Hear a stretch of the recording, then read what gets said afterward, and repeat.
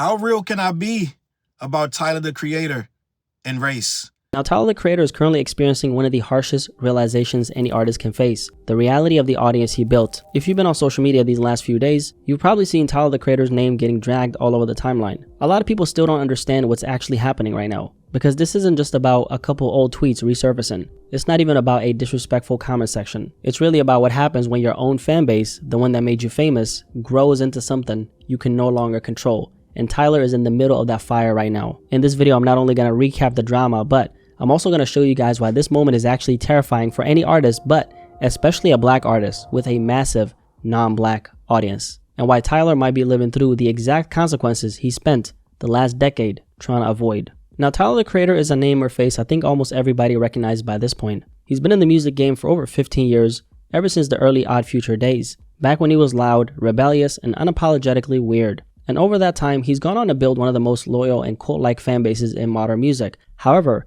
that same fan base is now at the center of a major dilemma. Tyler has been in serious hot water these last few days, and it all started with something incredibly innocent: a tribute post to the legendary neo-soul icon D'Angelo, who recently passed away from pancreatic cancer. Tyler put up a heartfelt post honoring his legacy on Instagram, and instead of treating it with the seriousness it deserved, a portion of his fan base flooded the comments asking when he was going to drop music, and essentially saying things completely unrelated to the tribute. And they weren't acknowledging the loss. They weren't even present in the moment with him. Tyler eventually turned the comment section off, and that's when the situation took a turn, because shortly after, he liked a tweet on Twitter that said, and I quote, "Tyler's fanbase hates black music despite Tyler himself having a very deep love and appreciation for it. Nigga has Charlie Wilson, Erykah Badu, and DJ Drama, etc. collaborations, and they still refuse to engage with black art on any meaningful level. Very cannibalistic." So the tweet was basically saying Tyler's own fanbase benefits from black culture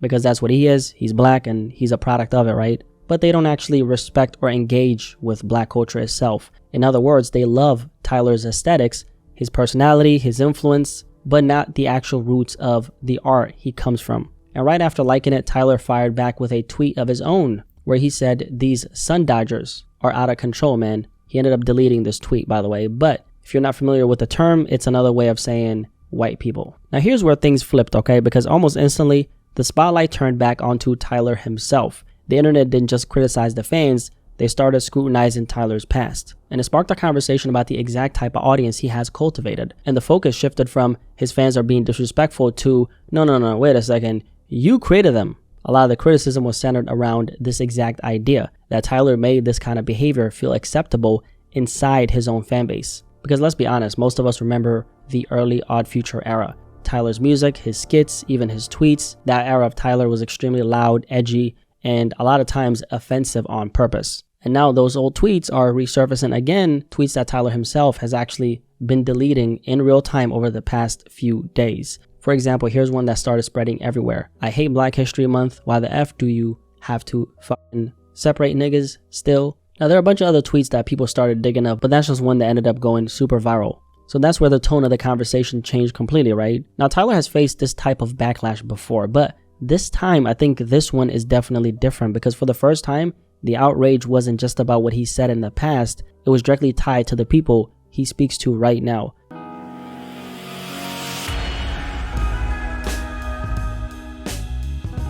What up, world? Your boy Charles Brown back again, talking facts. Hit that like button, hit the subscribe, hit the notification bell. Keep sending those Cashaps to CLBMG. Join the membership gang. Listen, Tyler the Creator is in quite the kerfuffle right now, and it's a lot going on, but I don't know who didn't know who Tyler the Creator was before this incident. It just appears that it has gotten a little more, it got a little more juice, right? You got the juice, right? And I think that what we're seeing is the backlash for something that has always been there. I don't know if you know anything or not about Tyler the Creator's past, but I'm gonna try to do this very light-footed. I'm gonna try to be very respectful for every single solitary direction and topic in this journey, but it's going to be a journey. I'm going to be here for a while. Get you some skirt steak and some pork and beans or something, gang, because I might be here for a little while, because this is a very touchy subject when you peel back the layers. And I do not want to offend anyone of any ilk, but I also want to try to explain this the best I can, because I already know who Tyler the Creator is. And I've seen the iteration of what he's become over the years in hip hop and in society. And I've watched this guy. I'm just going to be honest. I used to really have almost no desire to listen to anything Tyler, the Creator, would put out musically. It took mad years of him being in the game. I saw it from the beginning. It looked like a bunch of angry teenagers when I first started seeing who he was. I was like, oh, this is where it's going. These like almost, let's just be honest, these are almost nerds. Like these are the skater kids, the kids that kind of don't fit in. Like we used to have this kid in my school, right? I'm just gonna be honest. We pretty much ignored him, right? But when it came time for him to engage, he would engage and he would get very, very, he turned up. He used to wear one of those, what's that show with the kid? I think it's One Piece with the hat. He would have the hat on and he would wear these really weird checker shirts or he would have these tight pants. Before tight pants were cool, mind you, I'm just going to be honest. He would have these tight pants. He almost looked like he was a black kung fu, some kind of black kung fu master or something. And he went through those hallways, could not care. I think he wore karate shoes. He could not care less what you thought of him. And he hung with the white kids. I'm just going to be honest. It was a black kid and he hung with the white kids and they accepted him wholeheartedly. And I know for a fact in my school might have been 98% black. I'm just going to be honest. And I think those white kids to this day still have trauma from being so isolated, and they stood with each other. It's like if you came in there, if you were a white kid coming into my school, you had to absolutely link up and find your people, gang. I'm just going to be honest, because it was not that kind of thing. Now, for the most part, people treated them respectfully and this, that, and the third, but you always get those bullies. And we had this one guy, he was a bully to everybody though, but big giant dude, a black guy, right? And he was really big on clothes and what you were wearing. And we all know that that's insecurity when you peel back the layers. But at the time, he was a bully, and we used to keep peace with him by making him laugh, right? So the guys I hung around, we would make him laugh, this, down the third, because I didn't learn to be cool till I was really in high school. I was the damn same as the kid that was hanging with the white kids. I was nerdy. I would buy cheap shoes, this, down the third. I watched all kind of like anime and cartoons, this, down the third. So I was kind of nerdy at the same time. But as I got older and I got into high school, I got into girls, this, down the third, I learned how to just be more, I learned how to intermingle into society, right? I assimilated, right? And I became not so nerdy and not so kind of standoffish and weird. Well, this guy, don't remember either one of these guys' names, but I know for a fact that when one day they met in the hallway, and the big guy, the bully, right? We're going to refer to him as the bully, started to basically pick on the one piece hat wearing black kid who hung around the white people. And you know what that black kid did? He took his hat like Zorro and flung it and said, "Come on," right? He was ready to go. He was dead ass 100% ready to go. And you know what happened at that point? The entire hallway burst out in laughter. We all burst out in laughter. Even the bully started laughing. It was the funniest thing we've ever seen, right? But he was dead serious, right? He had no fear of this guy. He was ready to get it on. Even though he wasn't dressed like him, he didn't act like him, he didn't walk around like a tough guy, he was ready to get it in. And so I look at that kind of kid that has this whole thing going on. That's what Tyler was to me, right? And I was never a guy that was mad dismissive or whatever. I probably was one of, if not the second most popular guy in that school, because I talked to everybody, including that kid, right? I don't remember. I'm gonna call him One Piece, right? But I don't remember his name. But I was, for lack of a better word, I was cordial and kind to everyone, no matter what they wore, this, that, and the third. But I also knew where my place was. So a guy like One Piece, we weren't really going to be hanging out, right? We weren't going to be cool. And I, for the most part, ignored what One Piece was doing over there with his team and his crew, right? It is what it is. So I say all that to say, to me, when I first saw Tyler, for lack of a better word, was One Piece. Tyler had the one piece hat. Now, this who Tyler was. When I saw him enter hip hop, I almost didn't care. I saw Odd Future. Me and my crew was like Odd Future to a degree. We were a bunch of wild, we went everywhere 20 deep. We all were into rap, da-da-da. But that's when I was younger. By the time Odd Future, I hope I said that right. By the time Odd Future really got cooking, I was already an older MC. I was already ingrained to what I was into. I was already on some, I was half conscious, half gangster. I was none of the, I had already had my weirdo phase. I was in a group called Twisted Mystics. I had already moved on from my weirdo phase and shock rap. I was doing horrorcore. Like I was doing all of this bloody stuff. Rah, rah. Like we had a song called Manifestation of a Sickness. I had already did my Odd Future phase in hip hop. I had moved forward, the lyrical miracle. I had moved forward. I started to get more into a Common Sense, more into a Wu-Tang. I had moved on from that weirdo rap. So when I saw Odd Future and I saw Tyler, I was like, oh, I already been there, done that. I wasn't really, I was like, I get it, right? I get it. I get the 9-man Wu-Tang, and oddly enough, Tyler didn't really have any respect for Wu-Tang when he got in the business. Let's just be honest, and he got highly offended when people kept comparing Odd Future to Wu-Tang. Let's just keep that in mind, right? So he was nobody's everyday rapper, right? He was not that. He was the one-piece guy with the karate shoes on, but he's ready to fight you in the hallway.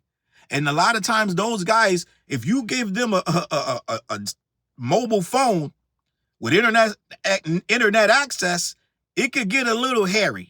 All right. So what I'm looking at with Tyler the Creator, I'm looking at that kind of weirdo kid that has weird stuff going on in his house and in his circle that no one is really supposed to be privy to. Back then, there was no online gaming and this, that, and the third, but when I was coming up. But when he became a preteen and adolescent and this, that, and the third, he had all that. He had the interwebs, he had online gaming, he had these horrific chat rooms where they're calling you the N-word in every other sentence, right? So he grew up in that and he had to learn to maneuver that. And a lot of times you had to be more shocking than the next guy to be taken seriously in those situations, the internet and whatever, this, that, and the third. So you're bringing that energy into hip hop. So when I saw Tyler, I didn't even start taking Tyler serious. I saw all of the YouTube stuff, the skits, this, that, and the third. I wasn't really into that stuff. I'm just gonna be honest. I didn't really get into Tyler until around Igor, right? I didn't start to take Tyler serious as an MC till around Yonkers, right off that Goblin area shit. And that one video, I was like, yo, bro spitting, right? I was like, yo, bro is low key spitting on this. I could deal with this, right? But for the most part, I used to see all of every time I saw Tyler the Creator, it was some over the top back and forth. He was arguing with somebody on Twitter or some ridiculous tweet or some complete troll. Like it was always, that's why for years, and I'm gonna be honest, to this day I still don't know how real this gay stuff is. I'm sure it is. I'm sure it's to some degree, but I always thought, even when he announced that he was gay, and then he tried to tell us that Jaden Smith was his boyfriend, I was like, I think he's trolling. So it got to the point I thought everything he did was a troll. And I dismissed it as such. So once I got into my head that he's a troll, I started to ignore the tweets. I started to ignore all of the controversies. It got to a point that I'm like, it's all content. It's all shock value. This dude is Black Howard Stern. So I started to look at it as such. The only problem with the internet now, people go back and they find that stuff when you get in a little pickle. And it seems like right now, we just saw Tyler getting a pickle with this whole tribute to D'Angelo, this, that, and the third. Now, this is what I got to say about that. We saw him become this troll and they started to follow him, right? The downtrodden, the misfits, the ones that don't really know where they belong. They're kind of angry and then this, that, and the third. And he's with this so-called edgelord attitude, allegedly, that's what they're naming him. I think it's a lot. I think that's just a nice way to say an asshole, just being a fucking obnoxious piece of shit online, right? That's what it is. But edgelord, I make people fucking uncomfortable, all this bullshit, whatever, right? End of the day, it's always, in my opinion, when you see these guys, it's more to it, right? this fucking Leafy is here type of shit, right? Just fucking obnoxious bullying. It comes from a different place. Whereas the shit you can do online, you really couldn't do that in school, right? You really couldn't do that in front of the bully. It's a lot of people you couldn't act like this around. You had to do it off in the corner and be like, huh, fuck that. You and your man, like whatever Sammy or whatever his name is, you and him would sit over there and talk about the cool kids and say how fucking stupid they were and they were morons and you hated everything, you hated everyone, and you had no outlet until the internet came, and now you could say that to 1,000 people. You could put a tweet out and everyone could be like, oh shit, I agree, and you form these communities. Where Tyler formed these communities, his fans were these misfits and these, I dare I say, I can't even say racist to a degree, because a lot of this stuff they're taught in these chat rooms that it's okay to say this nonsense, right? I'm talking about the younger one. I'm not talking about the older ones that know better. I'm talking about a fucking 11-year-old saying the N-word. I don't know if he's a racist yet. He just dumb and just thinks it's cool to say some shit like that, right? But he's amassing this big audience of 11-year-olds and 13-year-olds, preteens, because he ain't much older than them. So they're following him and they're getting into his music and they're becoming his clan. And you can't be famous and popular without some type of clan. You got to identify with somebody. So those are the people that he's building his fan base on, this Camp Flog Nog or whatever shit he got going on. That's the people, once he starts going and he gets this reputation for being very obnoxious, very incendiary, right? You can't say nothing to Tyler, because Tyler don't fucking, he'll do this, that, and the third before you even get your second tweet done. He'll be all over you, right? So he had no fear. He didn't back down there from anyone, and that endeared and ingratiated his fans to him even more. And I'm going to be honest, I still was ignoring Tyler, the Creator, because he was a little too much for me, right? I am not a combative person, believe it or not. I am not an antagonizing person. I say my opinion and I keep it pushing. I don't want to sit there and get you all in your feelings and try to embarrass you. That's not my thing. And I see people who do that as the problem, right? I see those people as the problem. I also see a person like Tyler, who I consider a 100% troll. I see him saying these anti-black tweets, this, that, and the third he used to do. I should be like, oh, he's looking for engagement. He's reaching for engagement. I had so much going on when that Mike Brown stuff was going on. I didn't have time to play games with Tyler, the Creator. I'm just going to be honest. It's like now is not the time, One Piece. Chill out, right? So all of the stuff, I saw that I was like, he's an angry little, let's just be honest, he's the black kid in the movie Kids, right? Remember that movie where they were 13, Rosario Dawson, all these people, and they had the one black kid in there, well, more than one, but it's the one black kid that's very comfortable in that space. That's Tyler. And in that space, I'm just going to be honest, in that space, a lot of those black kids have the ideologies of the kids that they're around, which are suburban white kids. And suburban white kids have almost no connection to I'm going to say black consciousness, the black culture. They have no connection to it. They love the music, right? They love the videos. They love the anger of it. They love the rebellion of it, but they can't connect to it. Let's just be honest. Let's just be honest. So they don't know where we're coming from when we say some shit like F the police. Their dad is a police. Their uncle's a police. They don't understand. Why won't you stop when a police says stop running, right? Why would you risk that? Why won't you comply? They don't have any idea as to why we don't always comply. Why we think if we just get to the corner and we could outrun these cops, right? We're not thinking about getting shot in the back, right? But they don't understand that. So that's who Tyler, that's who his clan is, right? For the most part. I'm not going to sit and say don't have no black fans. I'm just going to tell you what it is.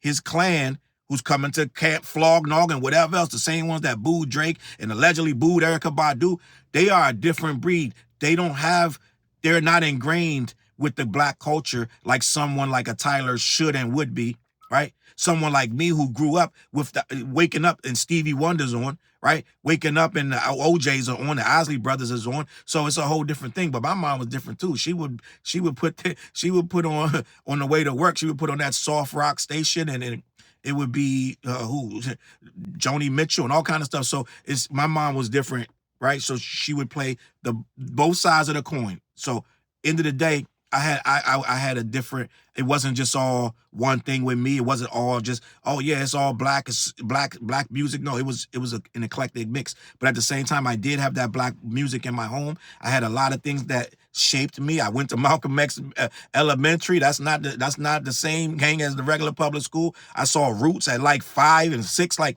my life was, different, gang. I was raised around predominantly almost country, right? My family is almost a country band of people that was raised that ended up in the city. So the sensibilities are very, very, we're conscious people. Let's just say that. So end of the day, his crowd is not that. They're just in there for whatever song, whatever. When you going to drop the next album? They just want what they want. They don't want the connection to D'Angelo and this, that, and the third. So by the time we got to where Tyler is now, where I started to honestly like Tyler, as Tyler to me, I felt he matured, but he still kept an edge. I felt like after he understood his place was to be a creative musician, not an asshole trolling online all day. And once he moved to Brazil, I like musicians, gang. I like people that really make real music, that really know how to make, they know what they want the guitar to do. They know what they want the piano to do. They don't just want to get up there and throw fists and just act like they're, this super thug or what. I don't want to, that's not what I'm in it for. So the better you are as a musician, right? That's why To Pimp a Butterfly is one of my favorite albums of all time, not just because it's lyrics. He used full piece bands, like he used full bands on that album, right? Those are all instruments on that album. Those are not samples. So I like musicianship, right? So where we ended up with Tyler the Creator, he became a musician. And when you become a musician, you become a little more, you calm down, because you gotta focus a little more to make really good records, gang. You gotta work with a lot more people who you may have wanted to offend 2 years ago. Now you really just want to work with them. You want to make some real good music. So Tyler became more mature, in my opinion.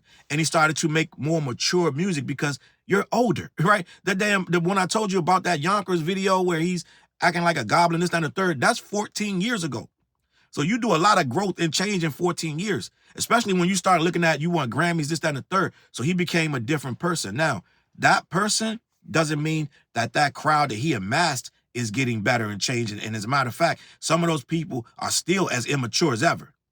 So Tyler is swimming in the pool of, okay, I want to show this great appreciation for this amazing black artist, and I want my fans to be like, rest in peace, R.I.P. D'Angelo. Da, da, da. Well, that's not the fan base you've amassed. You have accumulated a very they're not that, gang. So they going in the comments, yeah, F that. I don't know who this black guy is, but yeah, when the album dropping, right?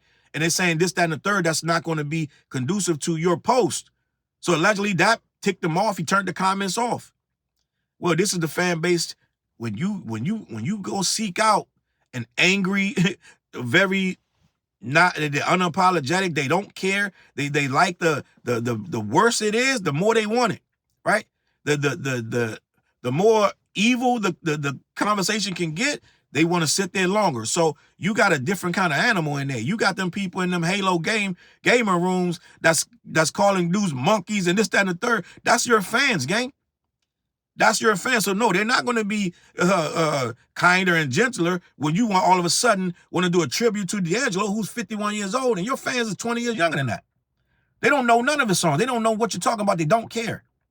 So Tyler has he's reaping what he sowed. But now he goes and likes a tweet that's calling out the fans, and that's a problem, because now the fans, this is a different world, gang, where the fans, everybody can get it now.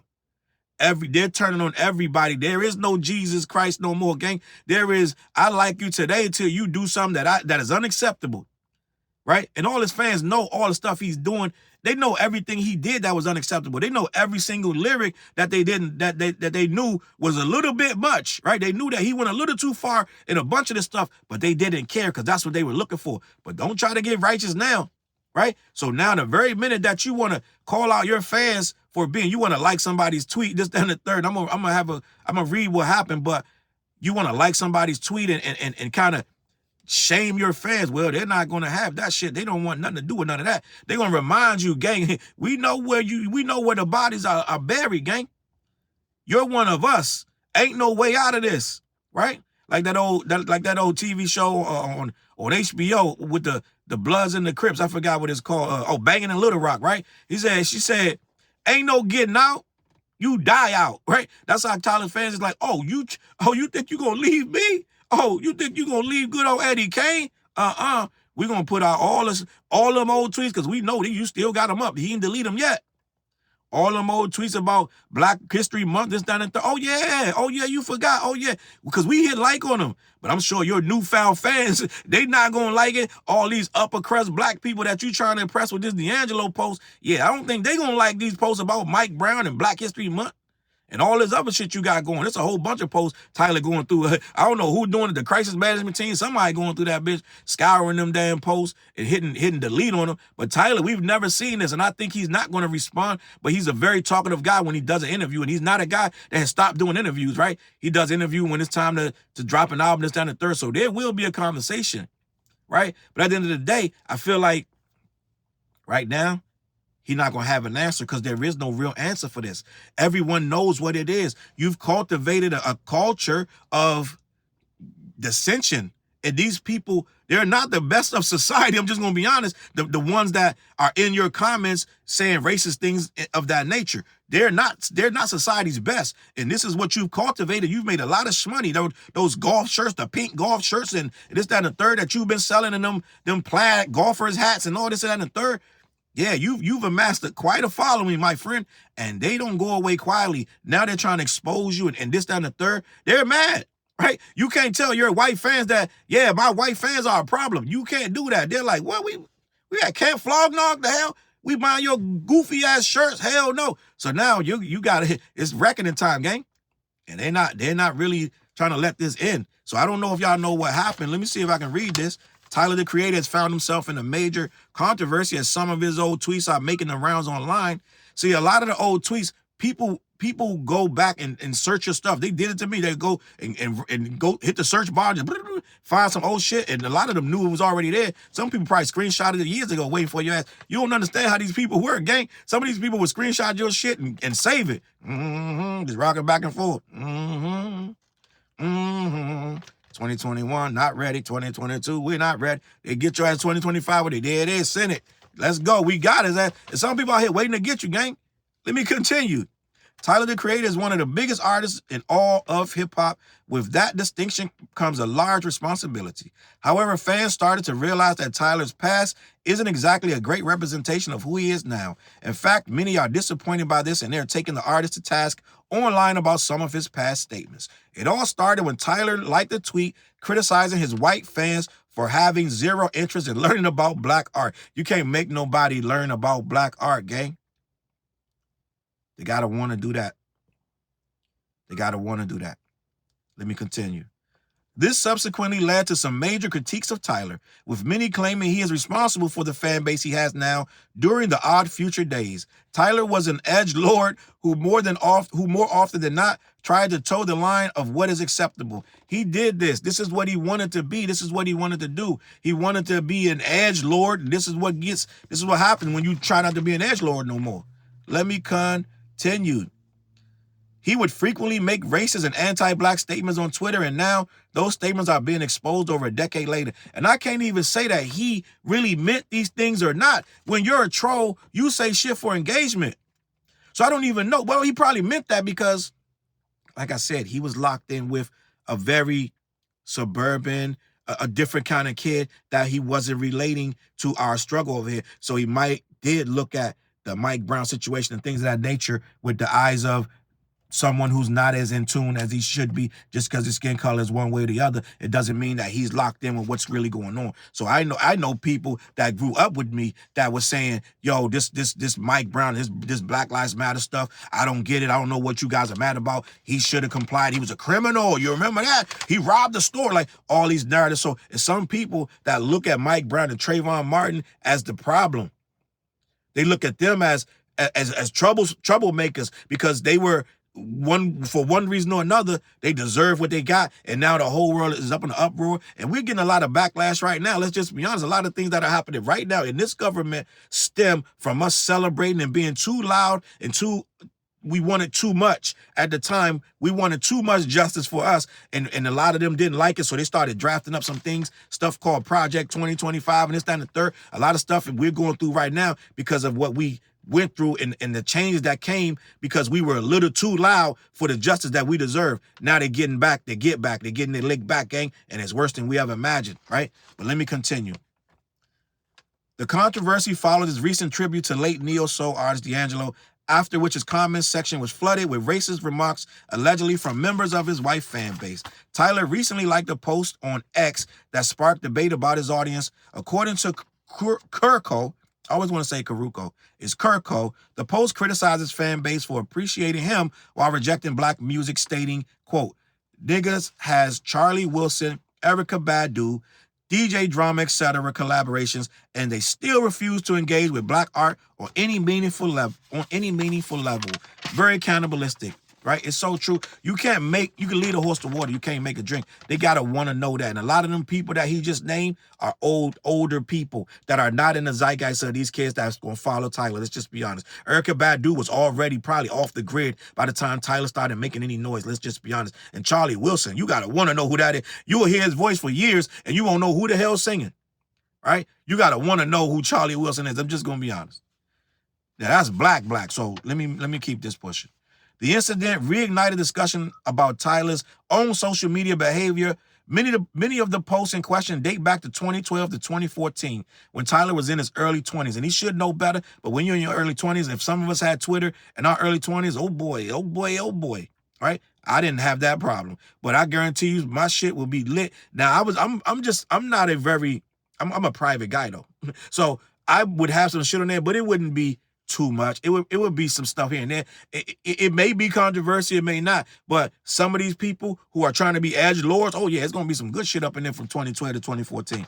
Let me continue. I mean, he's in his early 20s, he's gonna say dumb shit. It is what it is. And I'm just not one of these people. I'm just gonna be honest. If you go back 10, 12 years and find somebody's stuff, now I want to counsel you in 2025. Let's have a conversation. That was a kid that wrote that, and I'm not absolving anybody of anything, but at the same time, let's look at the age bracket. Let's figure out what we talking about, right? Let's figure out who we talking about. A lot of us say some dumbass shit. Now, with the Mike Brown stuff, I take that very seriously, and that needs to be discussed. But at the same time, the same kid that wrote that is not the same kid that's going to discuss it with you today. If you sit down with Tyler right now, he's not going to have the same mentality of the kid back in 2011, 2012, 2014. You're going to be getting two different people with two different answers. You're not going to be able to interview the kid that just tweeted that. Let me continue. In one resurfaced message from February 2014, he wrote, quote, "I hate Black History Month. Why the F do you have to effing separate niggas still? Always paying homage to our heroes. F that." Half of that is troll, and half of that really, that's again, that logic of the people he's around. I hated this logic. It's black people that say this to this day. I hate that logic of we don't need Black History Month. I hate the people that say we don't need affirmative action no more. I hate the people that don't like DEI. I hate all that shit. Because the game is rigged, the game is not fair. We're not going to get into that conversation today because I'll be here another fucking hour. So we're not getting into social justice and social injustice and all that. We're not getting into none of that, right? We're not getting into none of that. But let's just say this. The game is rigged. A lot of stuff was taken from us so that it got to where we are now, where they can say, you guys are the criminals and this, that, and the third. Well, a lot of our land that we had here and a lot of our businesses that we started that would have been very self-sufficient by now, we would be billionaires. They got burnt up. They got taken from us. We had beaches that we owned and they just took the beach. We had whole communities that they just built a highway through it, ran through it. They redlined our shit. Don't get me started, gang. So at the end of the day, when we say things like, you don't need the Black History Month, this, that, and the third, that's a sore spot with me. But at the end of the day, let me keep it pushing because, again, this was a young edgelord troll, so I don't know what this could have been for engagement. You would have to ask that guy that wrote this. But let me continue. The resurfaced posts have reignited debate around Tyler's early online persona and his lasting impact on his public image.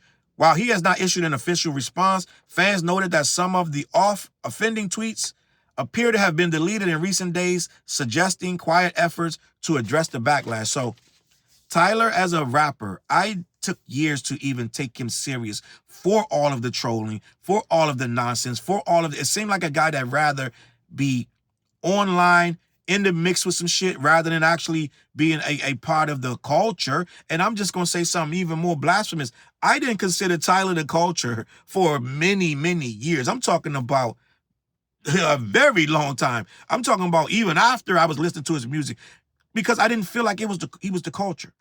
I'm just gonna be honest. I feel like he was on the outskirts of the culture because of all the trolling, all of the nonsense that he tweets and all that. I say he's on the outside of the culture. This is a kid. This is the One Piece kid that is not he's not in the lunchroom with us. He's sitting in the hallway talking out there. He's doing things completely different from what we're doing. He's not one of us. I never ever was putting Tyler the Creator in that culture conversation. Even when I used to see him on, they just put him on all hip hop. They would have him in the everything. Every time he did anything, he was in all hip hop. All the blogs was carrying Tyler the Creator. I was like, that kid's interesting, but at the end of the day, I don't consider him the culture. I don't feel like he really is in this culture that I watch grow, that I am a part of. I didn't feel like he was a part of it.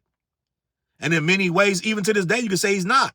He's so anti-culture that it's like, do you really have a seat in this culture just because you rap? I say that all the time. I said it about Doja Cat. I say it about different people. I feel like the culture is a huge, it encompasses everything. But I also feel like there's a core to it. And if you're anti to everything in the culture, I don't know how you could be the culture, right? So at the end of the day, I looked at Tyler for years as the oddball that was just trying to be, shocking. I want to just make you see me like da-da-da. But as the music started to progress and as he became more and more mature, I kind of changed my opinion of Tyler. But make no mistake, I've always had a certain, I always looked at, and to this day, I got, one eye open, like, when is this guy going to revert? Right? He's still saying little stuff like, he's like, everybody should, nobody should have mics. We should end all podcasts, ban all podcasts. Just say weird shit. It's like, we get to have our voice, gang. Like, I don't know. It's like some weird shit is going on at the end of the day. And yes, there still is the is he racist thing with the Ian situation where he kind of went at Ian and they're like, yo, that's racist because da-da-da. It's a lot of stuff that I'm like, is he trolling? Is this what he really feels? I don't understand. But he doesn't really answer everything. He throws these things out and he moves on and lets everybody talk about it, this, that, and the third. So I'm like, at the end of the day, I don't know where Tyler stands in his own mind with the culture. Because I feel like a lot of things that we hold dear, Tyler laughs at them. I think a lot of stuff that we think it makes the culture what it is, Tyler is on record as clowning it. So it's like, I don't know how much we can say you're a part of this when you almost defy it at every turn. But at the end of the day, Tyler has reaped what he sowed. And these guys, I don't think he's going to, all of them, Eminem, everybody has had moments in time where they've come down on him. Let's just be honest, the people coming out on him the most, and listen, them Black Power brothers with them black fists in their avatar, gang, that's who's coming down on them. You know that. And that's why they did, because he's never deleted tweets before. But when them brothers get on you, gang, let's just be honest, it ain't a good look. You start to see people lose subscribers, right? Lil Jamar had it happen. Math Hoffa had it happen. A lot of these guys, when they get that, listen, I'm not saying no names, but when you get them Black Power Rangers on you, boy, it's a problem. And that's who's on them. So now they got to kind of, and not only that, he got the Edge Lord, the Edge Lord minions. Now they on him. So they coming, the blacks and the whites are on him. So now it's a problem. It's a problem. It's a problem. So we're going to see what Tyler says, because at this point, it's something that only Tyler can handle. I think he needs to just be quiet for a while.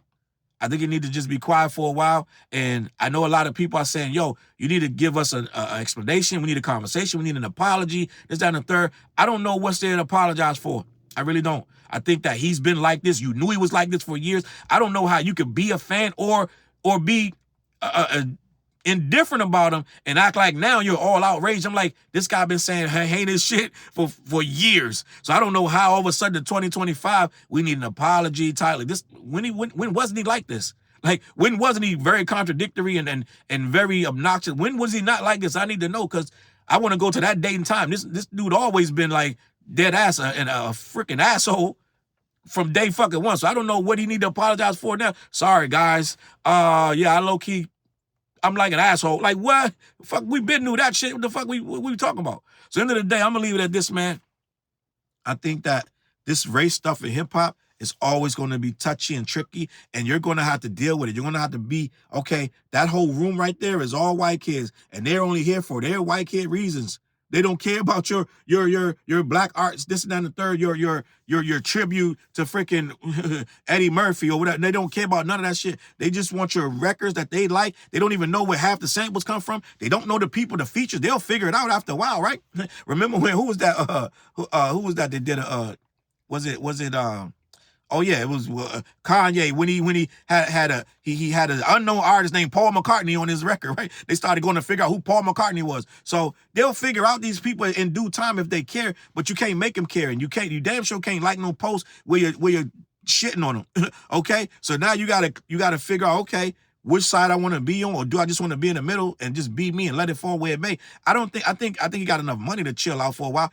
I don't think his fans they're going to be mad for a little bit, just like Doja Cat fans were mad for a little bit when she told them, I don't need any of you. She basically was like, I don't care if you like me or don't. I don't like none of you. Doja Cat really went off on their fans. Fans still buying the records. They still at the show. So I guess it didn't matter much. All right. So I'm gonna leave it at that, man. CLBMG.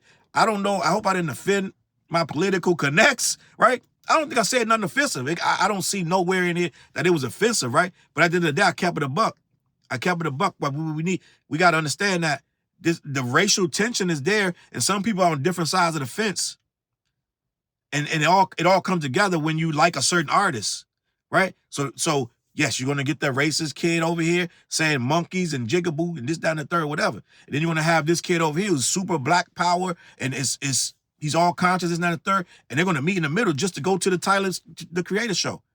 And it is what it is, and you just gotta accept it and figure out, listen, how far am I gonna go with this guy? Because I know he's an obnoxious troll. He always has been and he always will be. So how far am I gonna take it, man? Listen, I'm gonna leave it at that, man.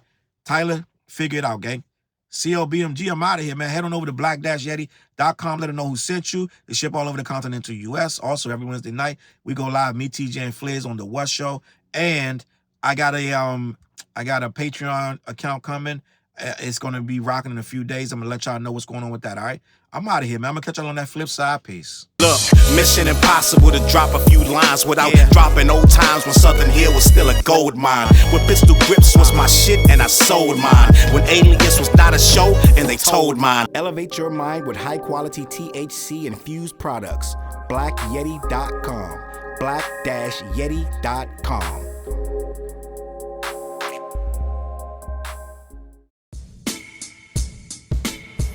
CLB. Get my coat, get my sheepskin, grab my wallet, get my pocket knife, and get that hat right there. We out. Grab my pocket knife too. Let's go. When I first came to the city, niggas didn't believe me. I just wanted to join a team and throw assist pass easily. 6-man off the bench, alley-oop pass freely. Suit up for one game and hope a scout might see me. But nah, niggas is greedy, wasn't rocking with him. Unplugged the scoreboard, put a lock on the gym. Told me to power forward, point guard at the rim. And left me with no center and a ball full of phlegm. Not knowing that I'm a dog, a Rottweiler within. With the heart of a pit bull that don't bark for pretend. My bites cut deep, break the bone and the skin. With the level of hustlenomics you do not comprehend. So first I took a block down on the west side end, and then secured a spot with some goons and some kin. And then sent out some flyers, let the games begin. And in 6 months time, the city like that's him. Oh yeah, he the one that moved the hustle to the burbs. And yeah, he the one that knocked the hustlers off the curb. And yeah, he the one that set up shop without a word. And he the one that got it cracking, and all he did was rapping by the Hooters. I kept killers from being shooters, put a mic mic in a thug's hand out. He loyal like Pats fans. Take a man off the streets past the needles and crack cans. Promise mama to keep him safe, then put some food in his face, and he'll kill for you. But I don't need him for that. Click like, click share. Tell them bitches we back. Share the whole location. Tell them niggas where we at. Cause we out here. We ain't the cheese, we the trap.